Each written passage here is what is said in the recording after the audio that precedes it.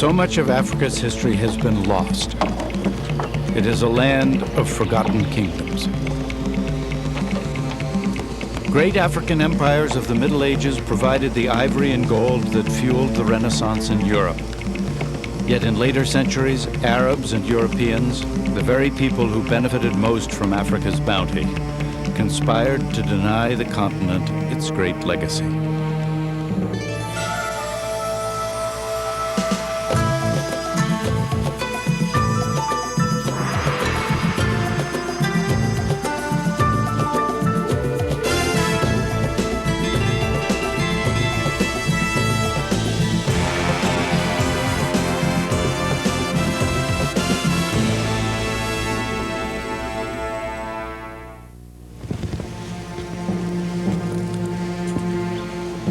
White explorers refused to believe black Africans were capable of anything more than mud huts and pagan beliefs. To justify their exploitation of the Dark Continent, white colonizers claimed Africa's lost civilizations for white ancestors. There is definitely a deeply ingrained idea in the Western world that Africans are a people without history.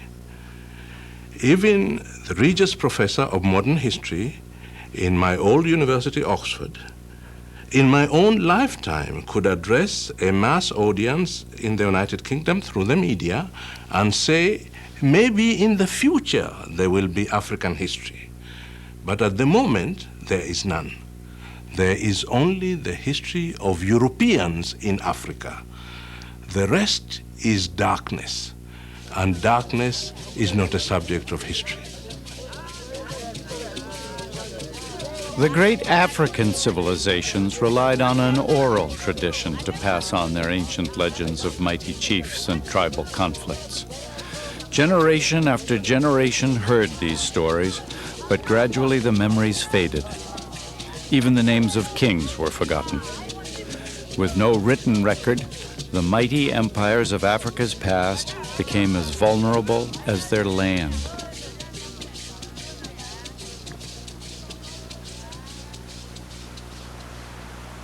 "800 years ago, this rugged terrain near the South African border with Zimbabwe was the site of one such kingdom.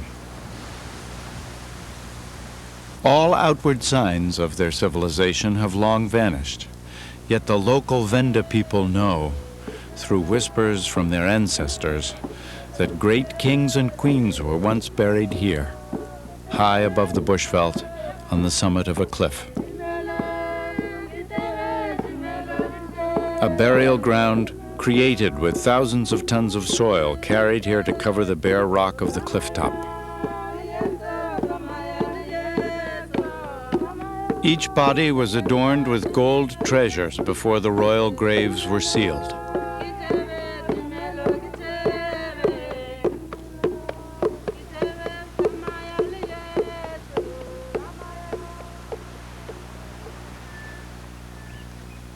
Eight centuries later, in 1932, an Afrikaner adventurer with a thirst for gold persuaded a local villager to take him to the ancestral burial site of Mapungubwe.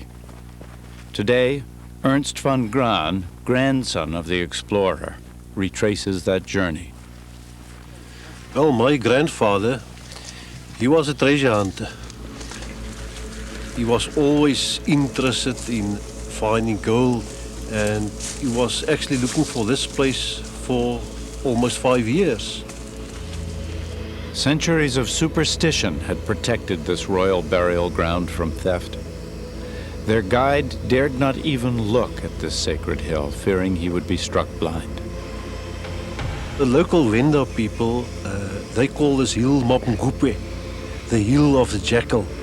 And they call it the hill of the jackal because they believe there's evil spirits and things going around there. When they approached the hill, there was these vertical cliffs, and it seems to be impossible to get onto the hill. And then they found this secret passage going up behind me.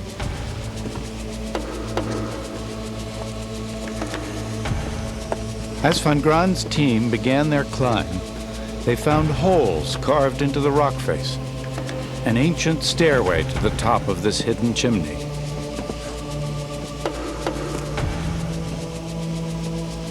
They feared the climb to the royal burial site could well be booby-trapped, with giant boulders poised to fall and crush them at any moment. But their ascent was safe. They were about to uncover some of the last remaining royal treasure in all of southern Africa. Normally, recovered gold objects were destined for the melting pot. Another important chapter in African history would have been doomed.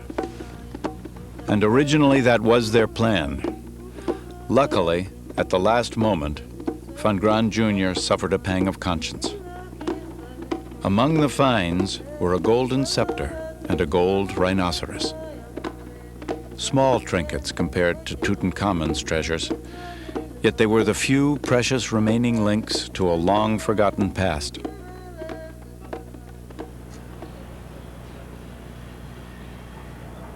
Van Graan had been a history student in Pretoria.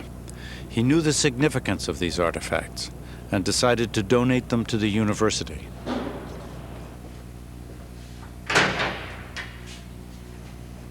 Though rescued, these treasures remain hidden from public view, locked away in archaeology department vaults. Pottery later excavated at the site proved there was once an enormous settlement at Mapungubwe. Yet to this day, the University of Pretoria has allowed only a few archaeologists access to these remarkable finds.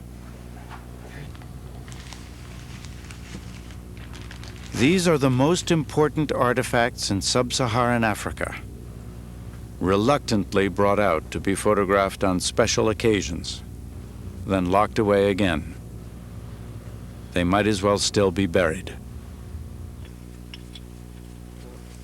All this secrecy has its roots in apartheid.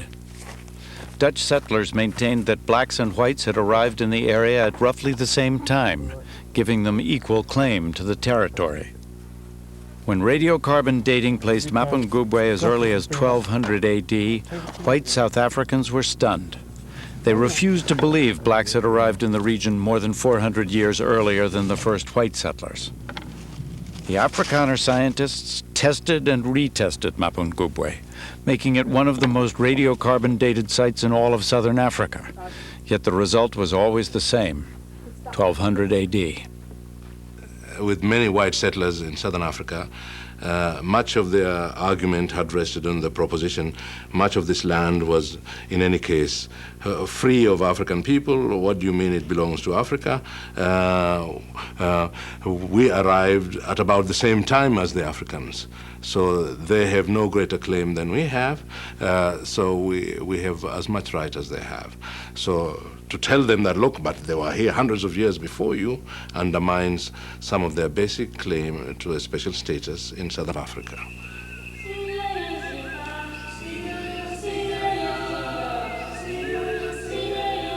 This civilization was ancient, it was prosperous, and it was black.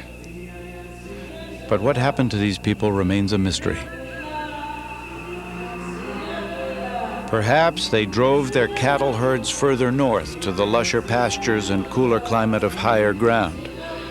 Or perhaps they became the long-sought ancestors of another African kingdom. For only 100 years later, 200 miles beyond the Limpopo River, one of the greatest African empires would be founded.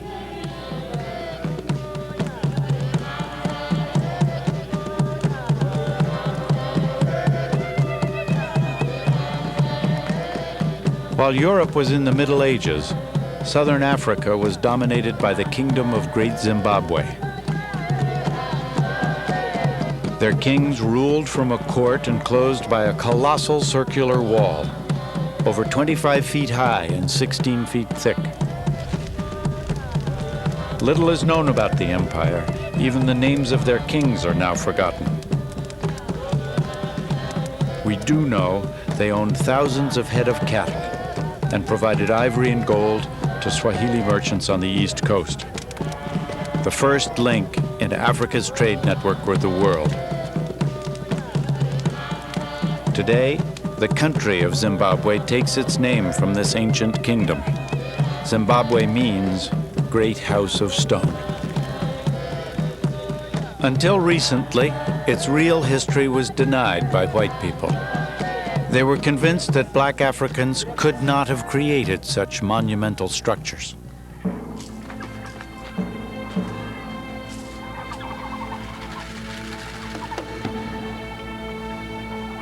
For hundreds of years, Europeans dreamed of finding a lost white civilization of incredible wealth somewhere in Africa's dark and savage interior.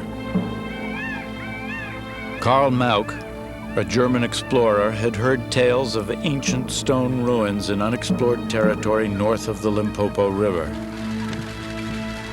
He searched for months before finally stumbling across these magnificent remains.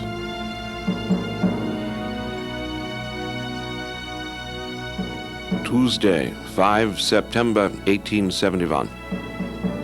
I saw a short distance away an apparently round edifice.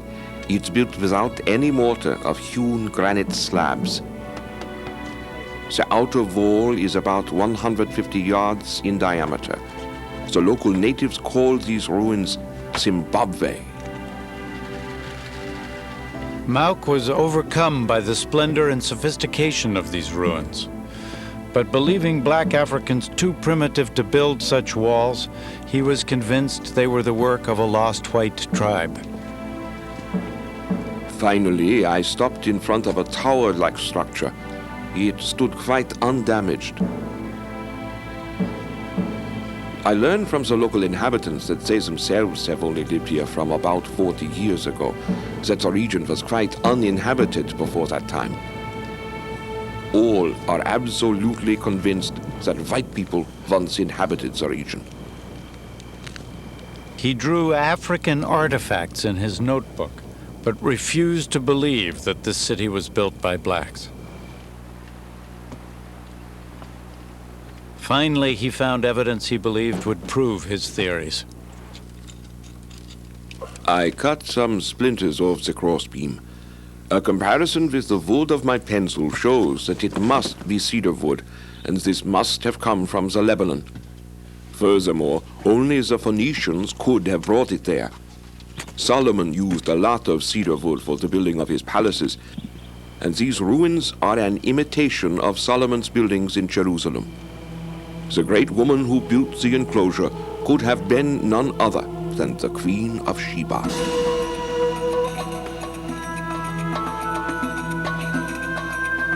This place, according to Mauck, was biblical Ophir, the city of gold. The story of the Queen of Sheba is first told in the Bible. Laden with precious gifts of gold and gems, this mythical white queen visits King Solomon in Jerusalem. She is said to be a temptress, with a lustful body beneath her silken robes.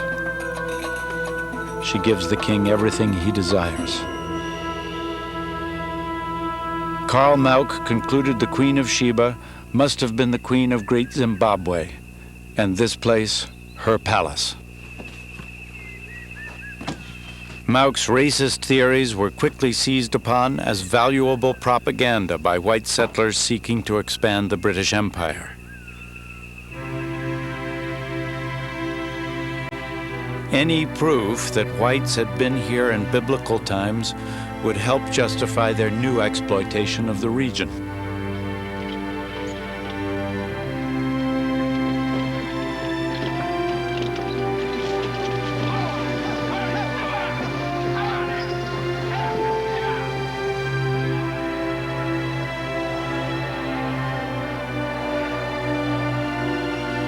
By the middle of 1890, Cecil Rhodes, a wealthy British industrialist, had founded Rhodesia, a country that remained under white rule until 1980, when the black majority renamed it Zimbabwe.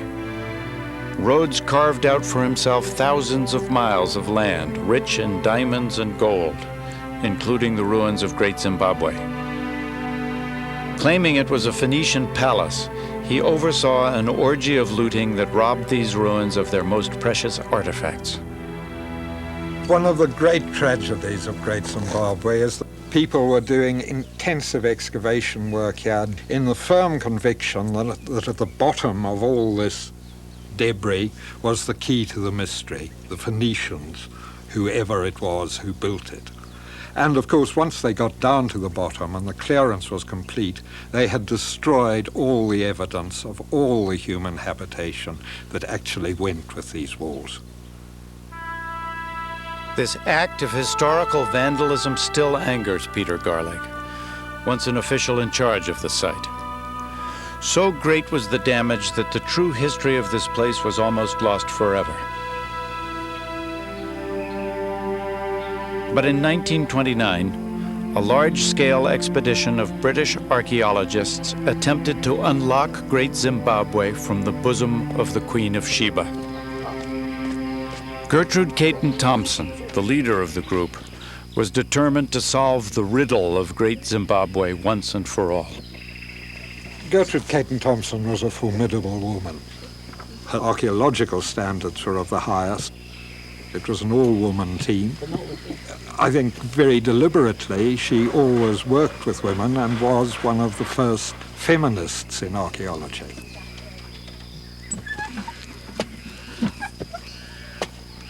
After weeks of digging, her team still hadn't found enough material to date the site. Demoralized, they sought another area worth exploring. Caton Thompson needed to locate unpillaged ruins. A determined explorer, she persuaded a friend to loan her an airplane.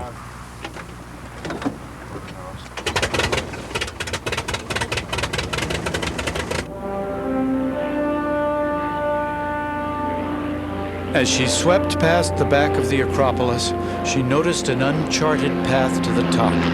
It was obscured by vegetation and led to a new set of walled enclosures.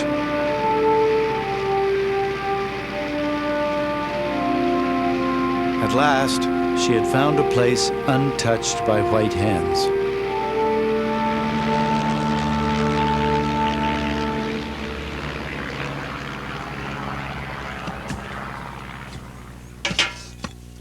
The work began the following day. They would eventually collect all the proof she needed.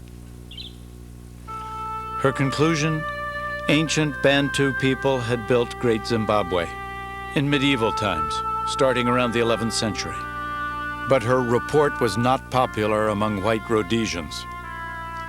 Gertrude Caton Thompson's work gave her the highest reputation among academics and scientists. It did nothing to persuade the settler to overcome his prejudices. The settler, like all colonial settlers, knew his native. He knew that the native could not do this. He knew that the native was a savage. And nothing that anyone could do, either Caton Thompson or in the 50 years subsequent to her, were going to convince people with such strong racial prejudices that Great Zimbabwe was not exotic. There are unenlightened persons who assert complacently that these unexampled structures are of Bantu artistry. Bantu people are unchanging. They are as they used to be, farmers, herdsmen of small brain capacity.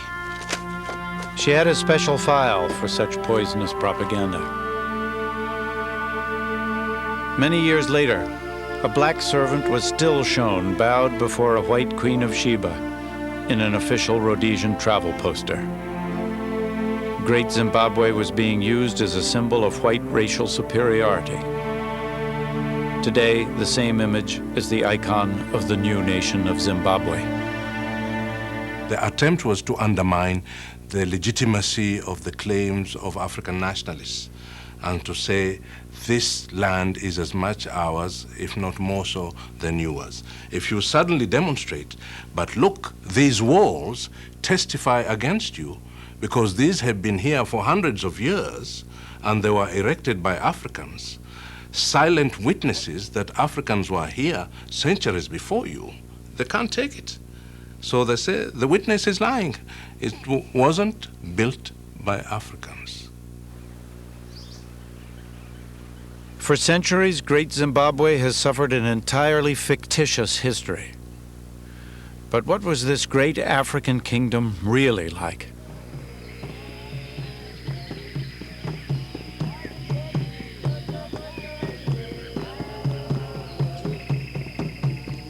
In its heyday during the 14th century, Great Zimbabwe was a thriving metropolis, unique in all of Africa. It was as big as London at the time, with a population as large as 18,000 crammed into just a few square miles. Inside its great stone walls was sub-Saharan Africa's oldest known urban culture. The noise must have been overwhelming. Smoke from hundreds of cooking fires would have darkened the sky. It was the capital of an empire that stretched for thousands of miles and contained hundreds of mini Zimbabwes, each with its own ruler. In Great Zimbabwe, a king's influence carried on long after he died. Spirits of ancestors remained an ongoing presence, both as powerful rulers and spiritual advisors. Today, the local Shona people are thought to be descendants of the people that built Great Zimbabwe. In modern Shona culture, the spirits of ancestors are still regularly contacted through a ceremony performed by a medium in a cave below the Acropolis ruins. The Shona are very religious people. They believe strongly that their ancestors are not dead and gone forever, that they are alive. Through their mediums, they can punish them, they can bless them, they can pray for them. And therefore, if you don't follow what they say, you are likely to come into misfortune. Stan Mudinge, a Zimbabwean government minister, has studied the ancestors of the Shona people.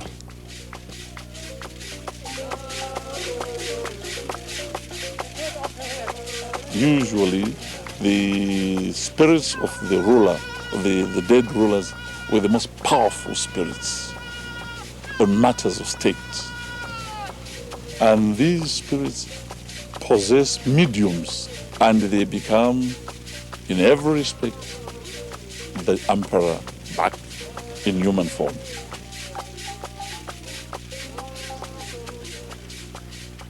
High on the Acropolis overlooking the kingdom is a sacred enclosure where we can imagine what used to happen.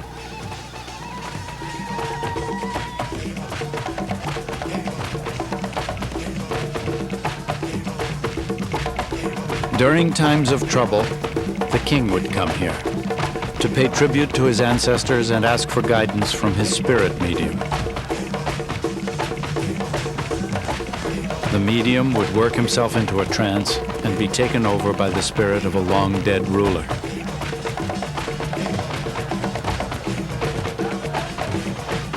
This supernatural link between the king and the nation's founding fathers was fundamental to the culture.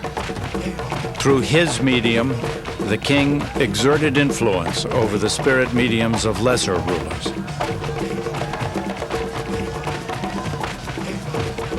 In addition to military might, he wielded a powerful spiritual control over any who would challenge him.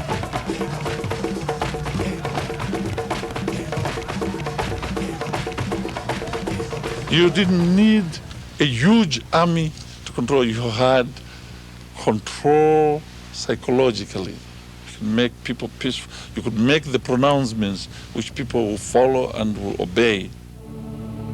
These great stone birds were symbols of that power and are among the few icons to be salvaged from this sacred place. This was a civilization which represented the highest achievement of the Bantu-speaking people in this part of Africa. The wealth which they accumulated enabled them to build such massive structures as they have built here at Great Zimbabwe, especially down there in the valley. I think there was sheer arrogance, pomposity, the great madness which seized Louis XIV to build the great Versailles Palace, That was not a place for one man to live in. That was making a statement of his wealth, the significance of his country, and what he thought of himself. And the same madness seized the people here and built these huge, magnificent stone structures which we now admire. Great Zimbabwe was constructed over several centuries by a devoted people. 1 million stone blocks were shaped just to build the outer wall. Each subject paid tribute to the chief with 7 days of labor each month, not slave labor. They built this monument to honor their king and provider. The original builders of these walls came to granite outcrops like this one. Today they still quarry blocks, as they have for centuries, to repair the broken walls of their ancestors. By heating the granite with fire and throwing water along the fault lines, the rock shatters into thick slabs.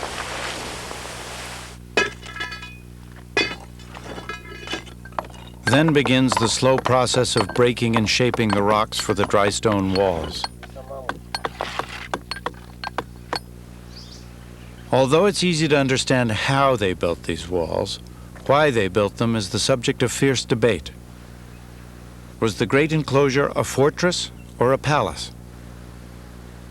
The narrow passage between these towering walls has generated lurid theories. Many believe it stopped men from spying during female initiation ceremonies. Most likely, though, it was simply to maintain absolute privacy for the royal household.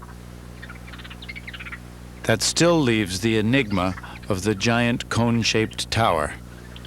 The first Victorian investigators focused in on it as a sexual symbol, as a male penis in stone. This has been resurrected on several occasions subsequently, but there is no evidence, either in its form, its decoration, to suggest it.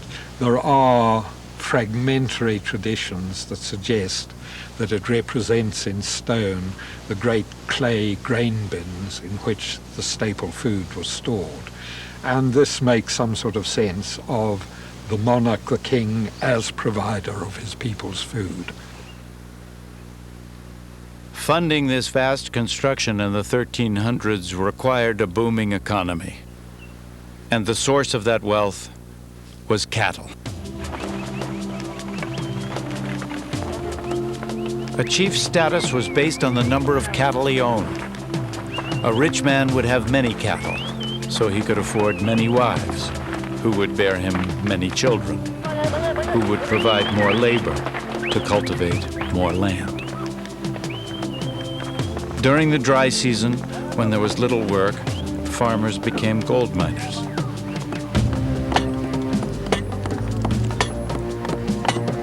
Digging for gold in these narrow mine shafts was so dangerous, laborers had to be bribed to go underground. Most preferred panning in the riverbeds.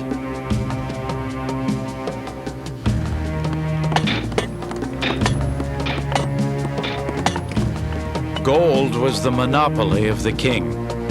He paid his miners in cattle, reserving the gold for himself for exchange and barter with the Swahili merchants of the East African coast.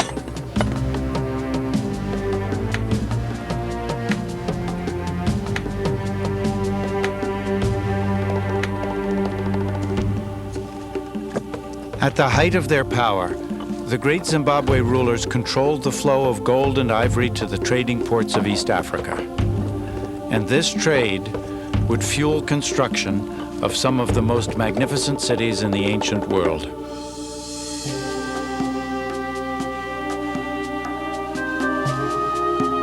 In the 14th century, Africa's Swahili coast was an exotic place, described by Arab sailors as vibrant and affluent, with the most beautiful and well-constructed towns in the world. This was the setting for the legendary adventures of Sinbad and the Arabian Nights. Persian carpets were exchanged for African ivory. Porcelain was traded for gold.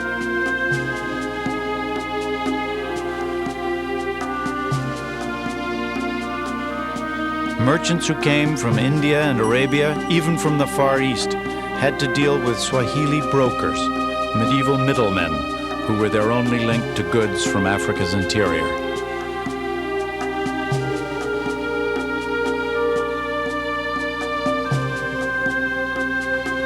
The Swahili built and sailed the dhows and navigated the treacherous channels to the many trading ports.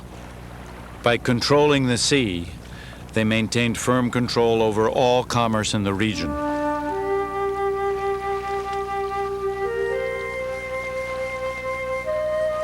Every year, hundreds of boats awaited the monsoon winds to carry their goods back to the Middle East.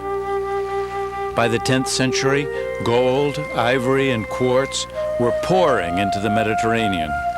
Commerce on a scale not seen since Greek and Roman times. This prosperous coastline had ports and cities that stretched 1,800 miles from present-day Somalia to Mozambique. Their trade networks extended from Arabia to India and on to China. In the 15th century, the Swahili even exported a giraffe to China, causing a sensation at the imperial court.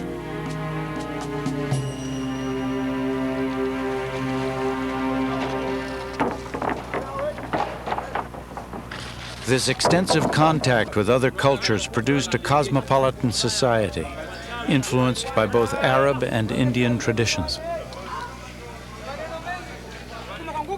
Yet despite their widespread success, this region of Africa has also suffered a history denied.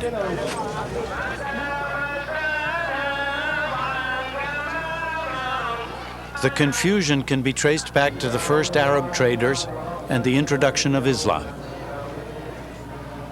The Swahili adopted Islam 1,000 years ago, and this shared religious code helped create mutual trust in business deals.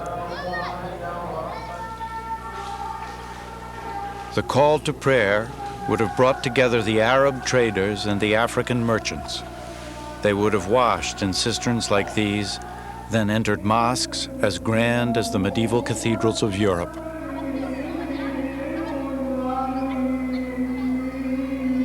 But the mystery is, who built these once great cities? Arabs or Africans?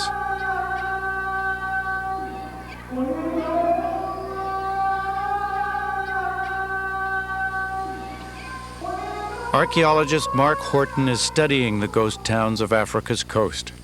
He has revolutionary ideas about their origin. When archaeologists first came here in the 1920s and found these ruins covered by jungle, they naturally assumed they must be the work of Arabs.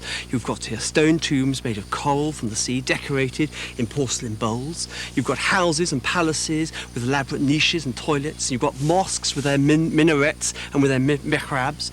This surely must be the work of Arabs. But I now believe that, in fact, this interpretation is wrong, that these are an African society.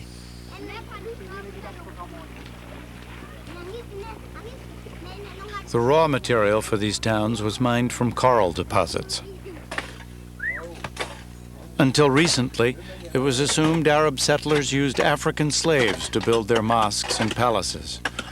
Once again, many found it hard to imagine Africans constructing permanent buildings.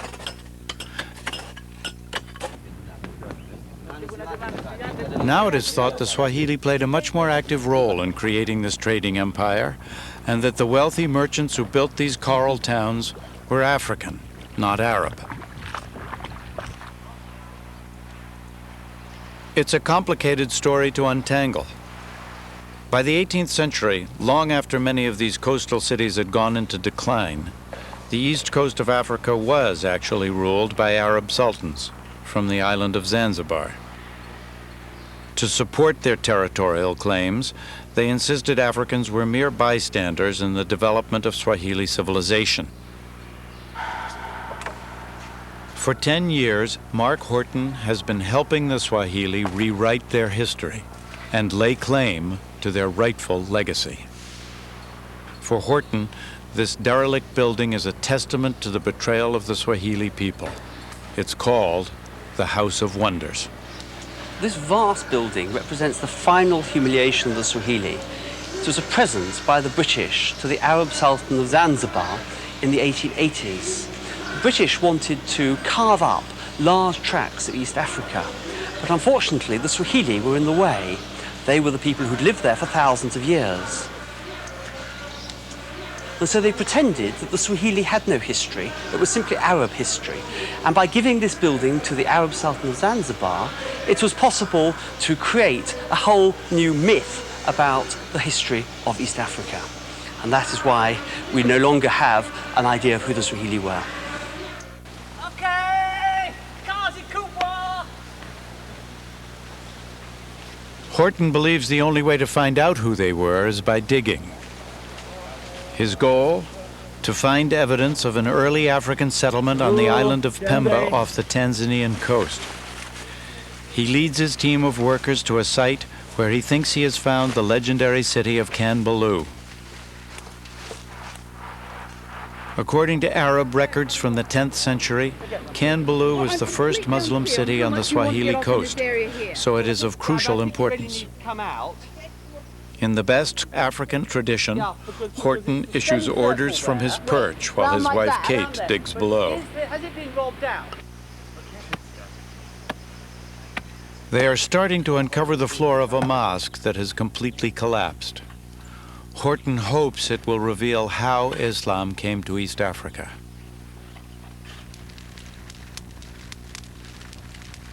An old Arab legend offers one explanation. Abdul Juma, Zanzibar's chief archaeologist, turns it into a campfire story for the weary workforce. It comes from the journal of an Arab explorer.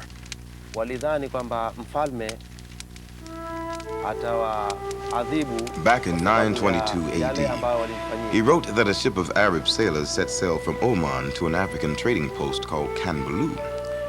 But a storm drove them much further south along the coast.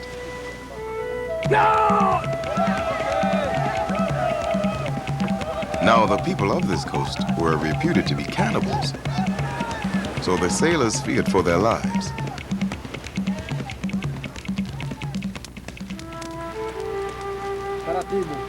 The frightened Arab merchants were brought ashore and dragged before the king. Luckily, he seemed more interested in trading than eating.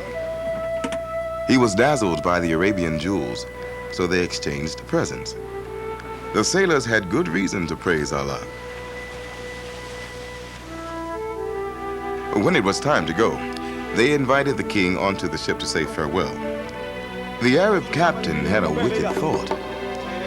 In the Oman slave market, this African king could fetch 30 dinars. He gave the order to sail. And when they reached Oman, the king was sold into slavery.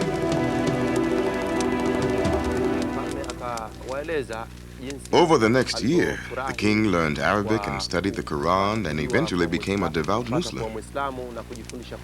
Then one day he escaped from his master and walked back thousands of miles to his village.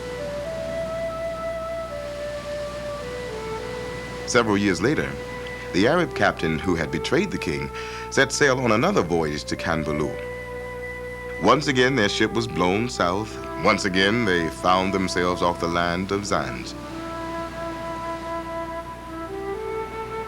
The Arab merchants were stunned to see the king they had sold years before and begged for mercy. "Go, you traitors," he said.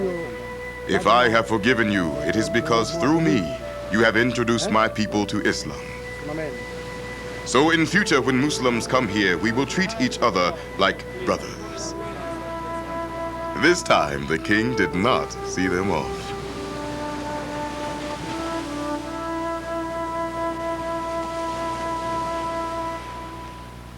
The moral of the tale is that the Swahili might have become Muslim to avoid being sold into slavery.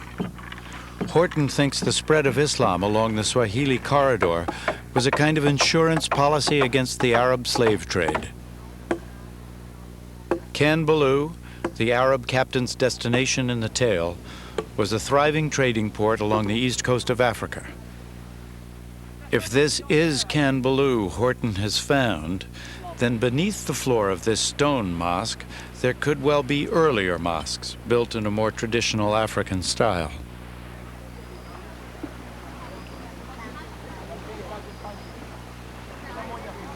On this beach, the temporary fishing village has a wooden mosque. Swahili only live here during the fishing season, as they have for 1,000 years. But they always build a mosque, one probably similar to the very first Swahili mosques.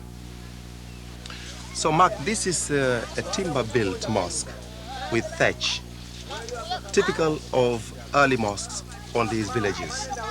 Right. And when they abandon these, they graduate to one made of mud? Yes, mud and timber mosques. And usually it becomes larger than these timber mosques. And then, again, one then has a stone one. Yes, to the next they phase. built a stone on the same spot. One on top of another. On top of another.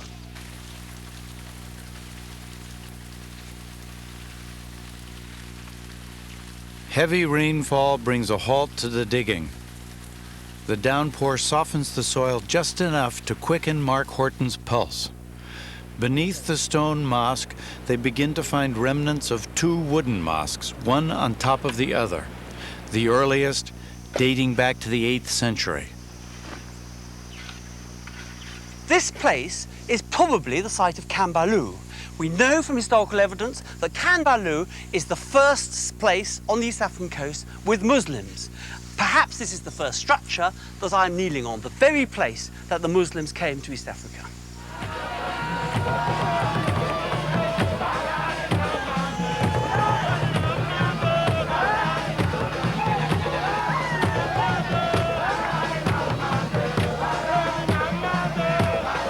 A Muslim festival honors the birth of Mohammed, but on the Kenyan island of Lamu, the celebration pulses to a uniquely African rhythm.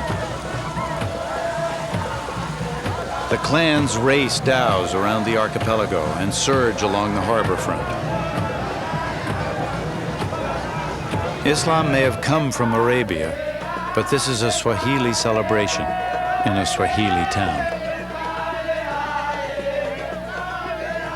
Yet even many Swahili continue to believe the foundations of their civilization are Arab.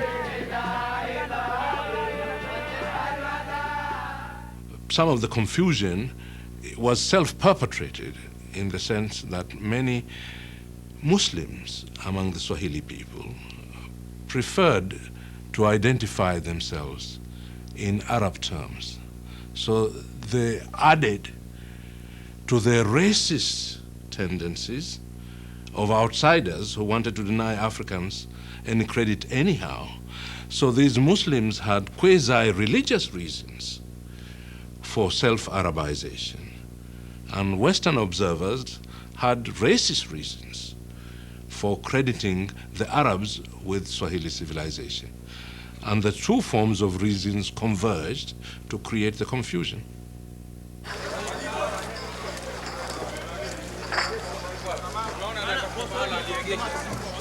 There can be no denying the external forces that molded towns like Lamu. The intricate wooden carving on doorways is a typical Swahili feature.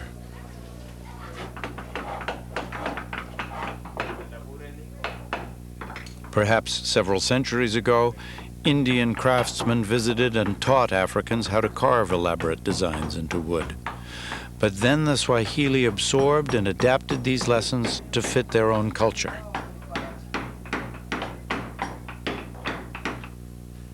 Perhaps Persians introduced the ornate designs carved into the walls of houses.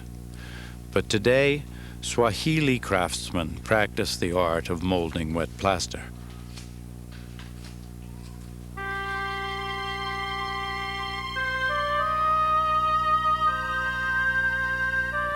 Six centuries ago, rich African merchants built villas decorated by the finest craftsmen. Lamu was as sophisticated as medieval Venice. These opulent houses were built on the foundations of the Arabian and Indian trade. Today, most of that trade is gone, and the economy depends on a trickle of tourism. But the town probably looks much as it always did. The streets bustle with donkey traffic. They're too narrow for cars. And the original open sewer meanders through the alleys. Lamu's labyrinthine streets are mirrored in those of many ghost towns along Africa's east coast. During the 16th century, hundreds of these towns fell into ruin. It's not obvious why the flourishing commerce came to an end. Everyone benefited from the trade. The gold diggers of the interior, the Swahili middlemen, the sailors, the merchants, and even consumers around the medieval world from Europe to China. Perhaps the fortunes of rival merchant families ebbed from generation to generation, much as corporate dynasties rise and fall today. Perhaps the bubonic plague brought worldwide recession and the demand for African commodities fell. It was the end of a glorious era for the kingdoms of Great Zimbabwe and the Swahili coast. By the end of the 1500s, the buildings would lie forgotten, but their cultural legacy would suffer an even worse fate. All societies select what they want to remember, but only Africans have been totally denied a history of their own for so long. But remember, this is where our species began on present evidence. This is where the first humans walked on Earth. So the first habitat of the human species seems to be the last to be properly understood. We are paying a price for not understanding it.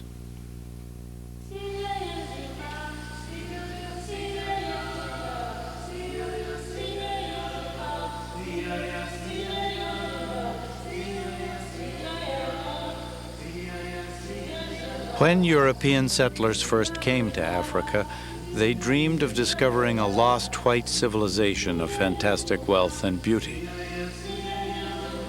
Surprisingly, even today, the myth lives on.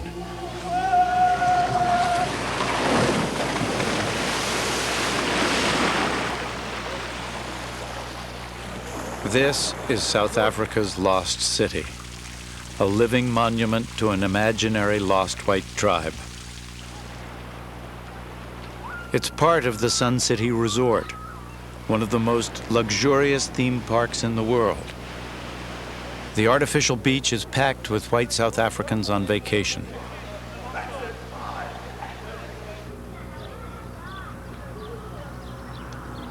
A labor force of several thousand black South Africans keeps the dream of the lost white tribe alive. Each night, they return to their shanty towns, discreetly hidden behind the hills.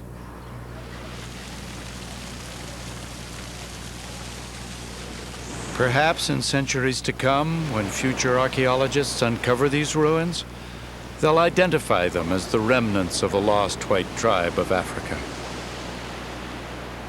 Only perhaps this time they'll be right.